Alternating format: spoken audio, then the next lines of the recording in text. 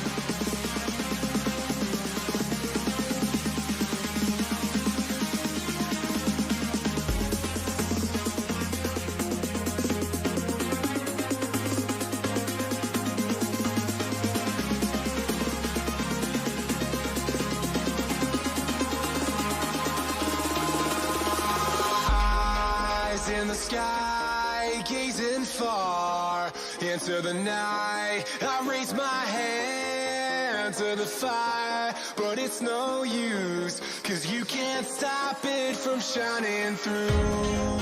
It's true, baby, let the light shine through. If you believe it's true, baby, won't you let the light shine through for you.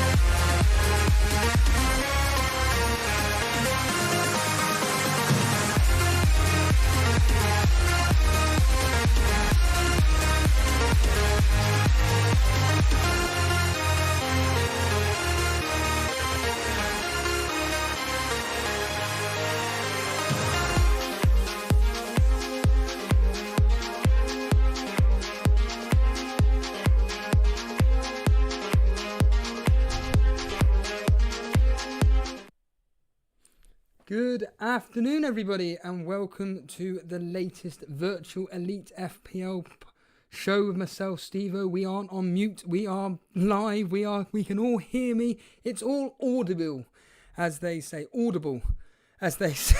And good afternoon, everybody. Welcome to the show. Yes, I'll be doing the usual coverage of last night's games, giving you my thoughts on what happened last night, and of course just quickly going over the events of the mini league.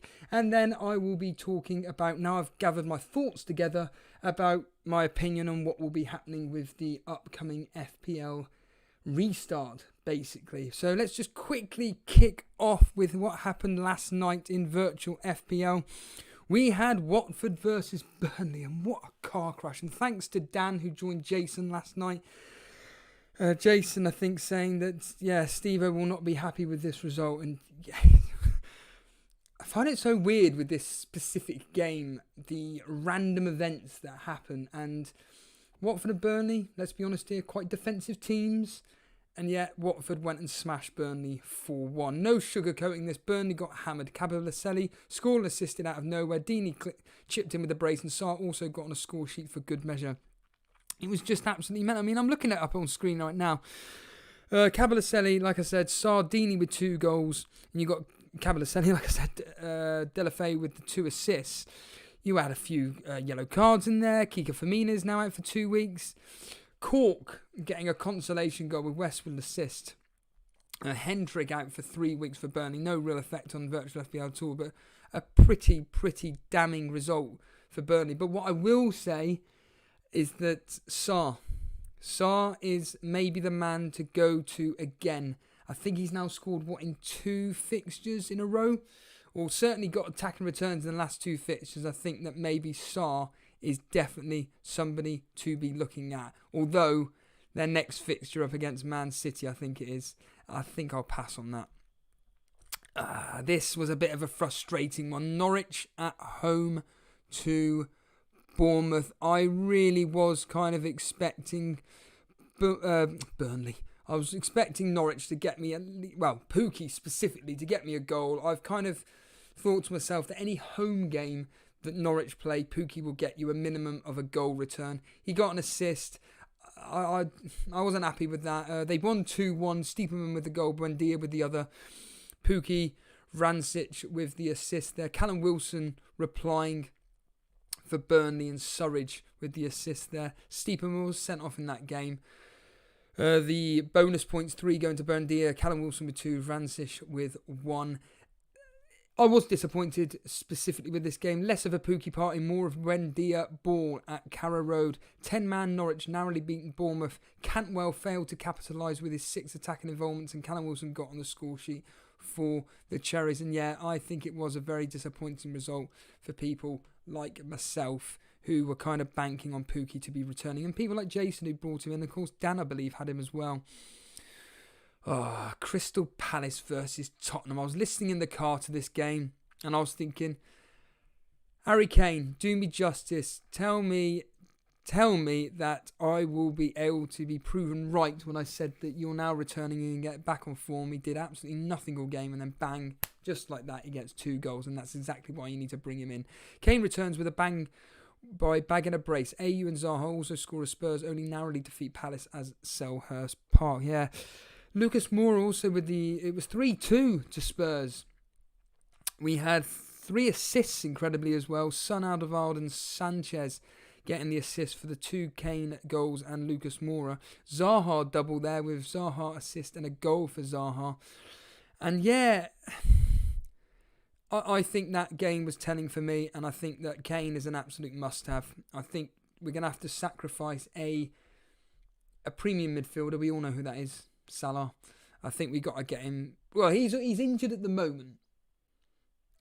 There are other obviously premium options. You could get rid of Mane, Sane, Kevin De Bruyne, Sterling, if you own them, to bring in Harry Kane. But I think certainly Harry Kane, for a player that's going to guarantee you double-digit returns virtually every game, excuse the pun, you got to get Harry Kane, and he's certainly on my list to be bringing in. We then move on to Chelsea, versus United. An absolute dreadful game. Alonso scored after a prolonged goal drought as it ended on as even at Stamford Bridge, 1-1. The Spaniard had 15 attacking involvements and should have bagged a hat-trick. But it was Luke Shaw that duly obliged with United's goal at the other end. Assist from Fernandes, of course, the only player that seems to consistently get assists in every single game. Every goal that's scored by United, you're guaranteed Fernandes is going to get an assist in it. I heard Lewis Kirkby saying that Reece James is going underneath the radar. Absolutely. Is he somebody that you're going to be bringing in, mate? Reece James getting the assist for Alonso. Very disappointing game. Abraham, see you later, mate. You've failed your test now. I was expecting... You did me proud, but I think I'm going to have to get you gone. You've blanked now in the last 2 or 3, and it's not good enough. And I think that you're going to have to leave and get out my door. Now this was the biggest frustrating one. I did see somebody I heard someone comment in the chat that last night that, yeah, surprise, surprise, Jagielka's benched the second he scores a goal.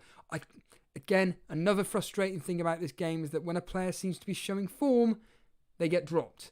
Unsurprisingly, it was a goalless affair at Bramall Lane. The less said about it, the better. Neither team offered much up top, but the Blades had the lion's share of attacking chances and wasting them all.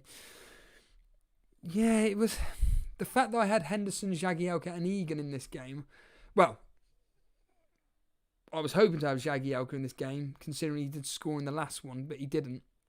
He didn't even start. He didn't even come on as a substitute, for crying out loud. And that is... I did make this point.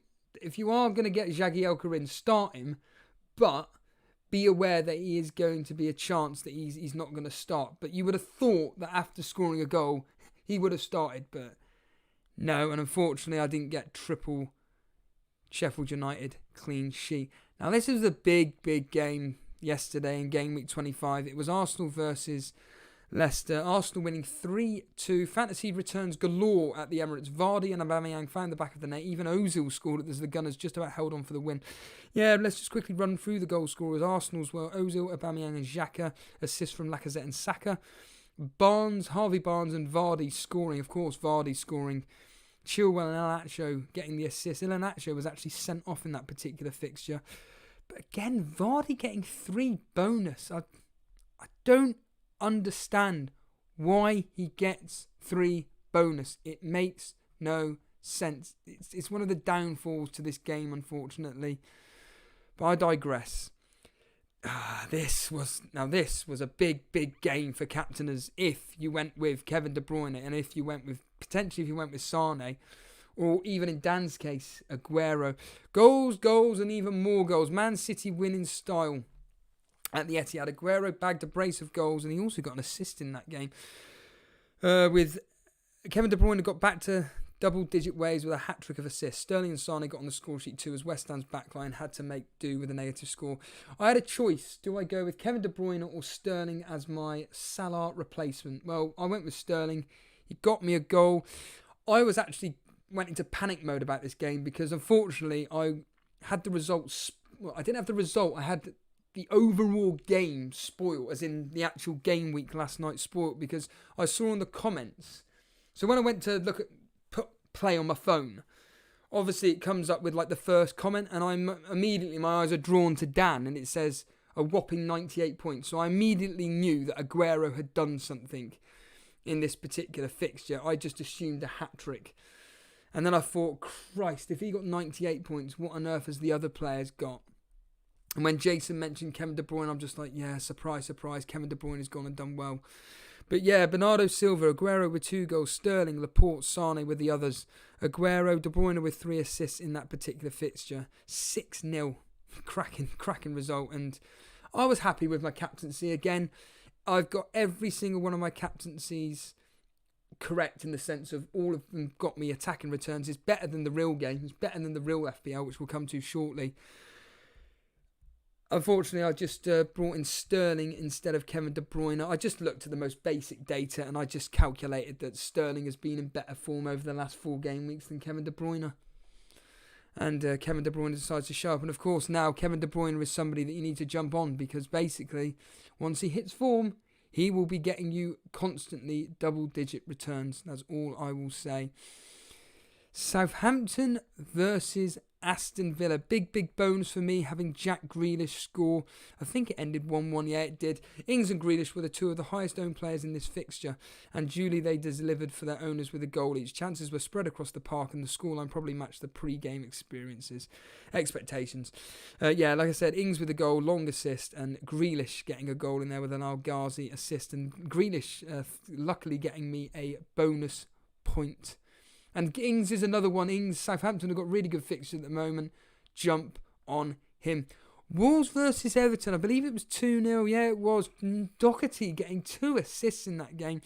At Molineux, Doherty starred with a brace of assists, and Jimenez blanked. Traore went back to goal-scoring ways despite coming on as a substitute. Although Calvert-Lewin picked up a booking and wasted 12 attacking involvements. I was a bit disappointed that Wolves kept a clean sheet. I was hoping they'd concede. But yeah, Traore getting a goal. Jason's Neto getting a goal there. Doherty, like I said, with 2 assists.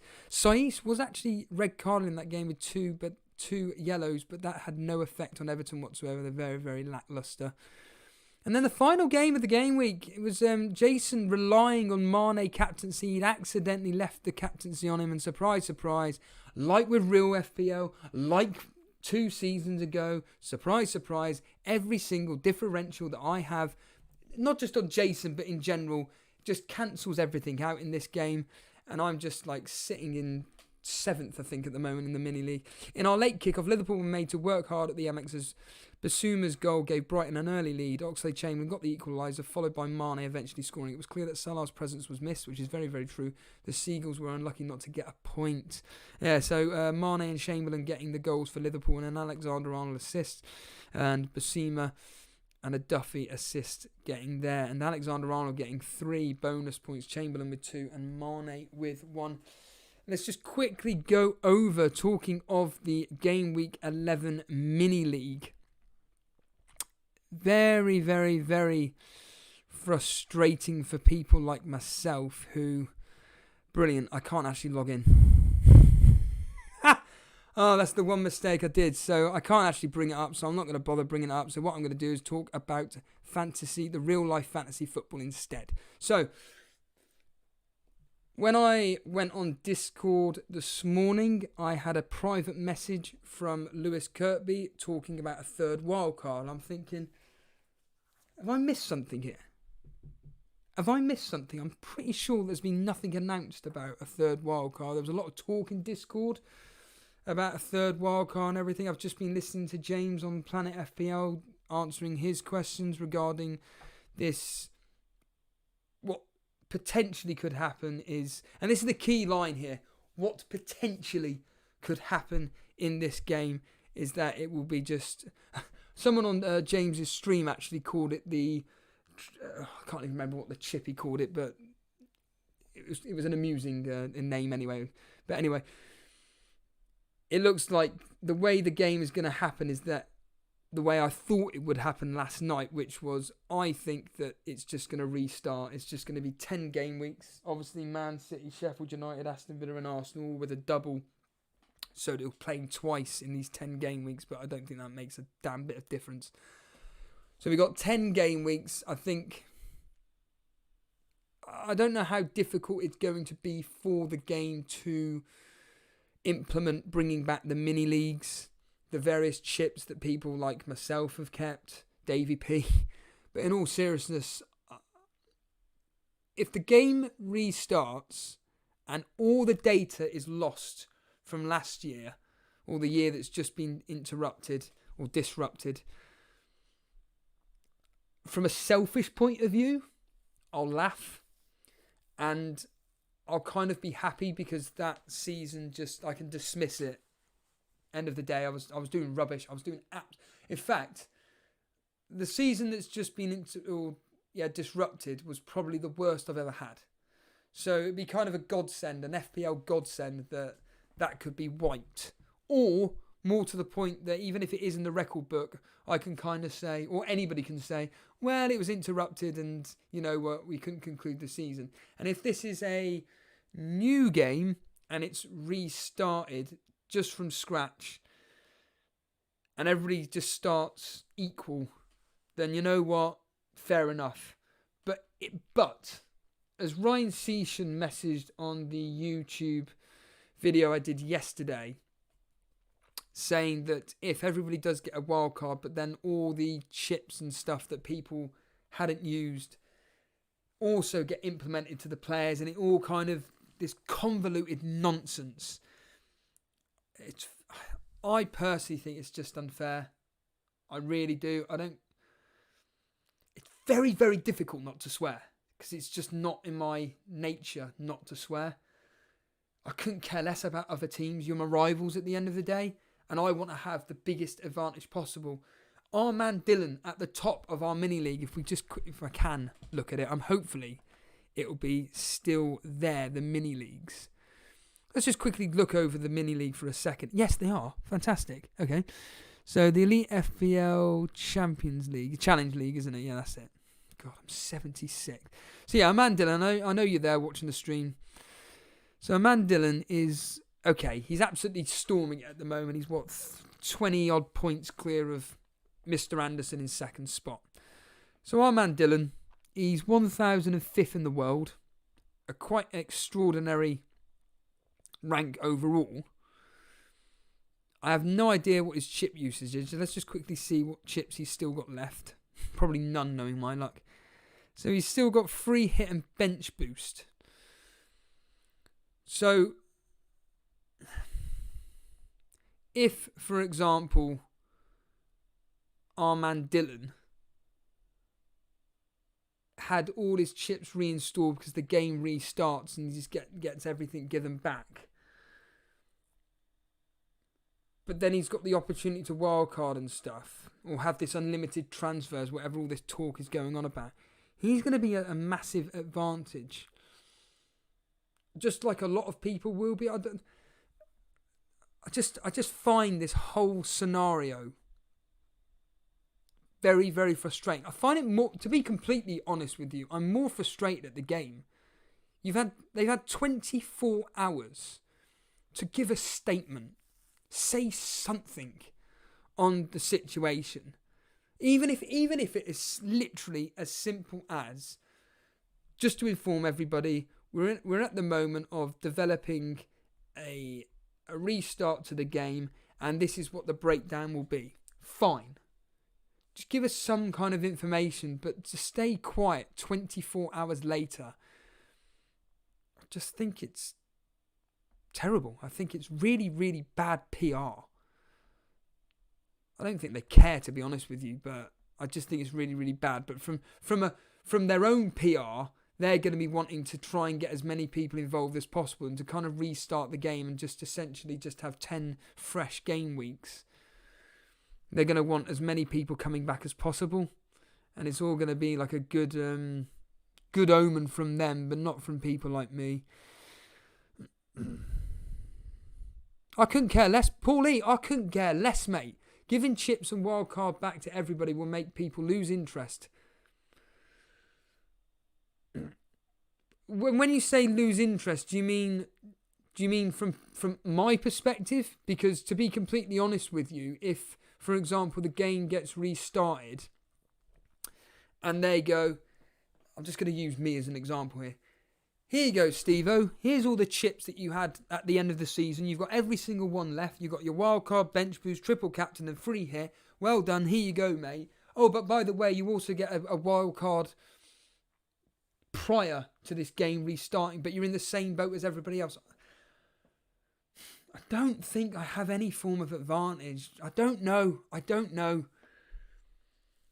It will certainly make me just not really care. I don't know. I'm in a really awkward, weird position with this whole restart to it. If everybody's in the same boat, then I'm kind of okay with it. Because then we can just sack off that season. Fair enough. And then everything to do with mini leagues and stuff, unfortunately, that's going to be a lot of paperwork for myself and Jason and the moderators. It really will be a lot of paperwork.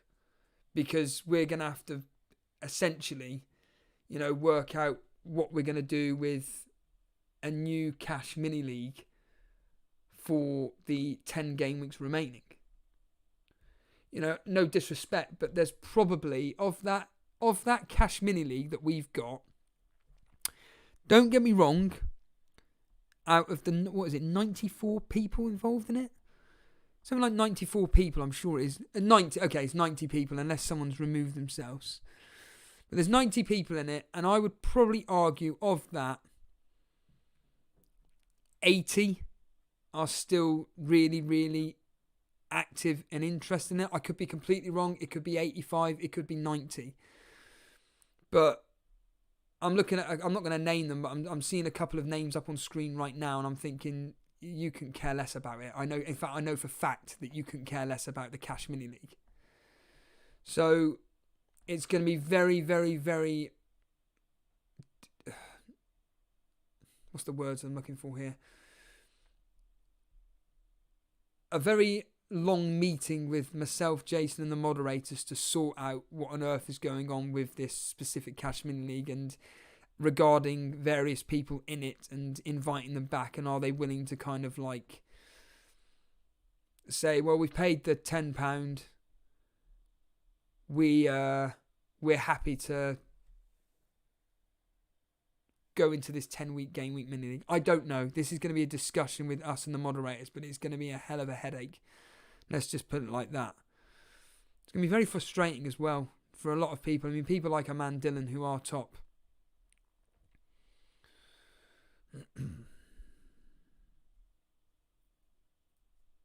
Paulie saying Wildcard and all the chips back to them will ruin it for me. Yeah.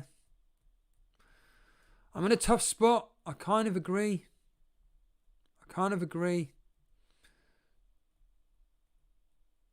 Yeah, Paul, again, sorry to keep saying Paul E, but he's making some very valid points here. He's making an example here. So he's third in his Works Cash Mini League. I have all my chips left, and first and second spots have used their triple captain and free hits. I'm 25 points behind in a great position, yeah. And if they're still interested in this game, will they just be like, oh, I can now wildcard and I can take an advantage on Paulie? I don't know. I'm agreeing with our man Dylan here. Whatever happens, we will still be interested in the game. Absolutely. Oh, absolutely. We're all going to be, I mean, don't get me wrong. I'm going to be right on top of this, just like Jason said. We're all going to be all over it. Every blasted fantasy football content creator will be all over it. Flaming hell, my YouTube feed has been bombarded with content. I hate that word so much. Content creators bombarding with the restart, but for obvious reasons. So, yeah, the game itself needs to come out with something. Let's just put it like that. The game itself needs to come out with some form of statement to clarify what the hell is going on. And all I will say is that whatever will happen, myself and Jason will be all over it. It's as simple as it gets. We are going to be having a moderator meeting at some point to be discussing everything moving forward with Elite FPL. Let's just say that. We're going to be having a very, very long discussion about what's going on. So we're going to keep you guys informed about what, well, essentially, we, the hosts and the moderators, will be doing regarding all of this. It's a tough one. I think from my perspective, I think that if people that are in the league now, if they're all in the same position, if all the people in the Cash Mini League now are happy to go into next season, so the 2020-2021 season, and not have to pay to go in, I don't know. It's a tough one. Myself, Jason, along with all the moderators, are going to be discussing this, and we're going to keep you informed as much as we can. And on that note, I'm going to call it a day. I just want to... It's the usual story. Britain, for anybody who's not living in the UK, it is absolutely boiling over the last 2 weeks. Moving into next week, it's absolutely boiling.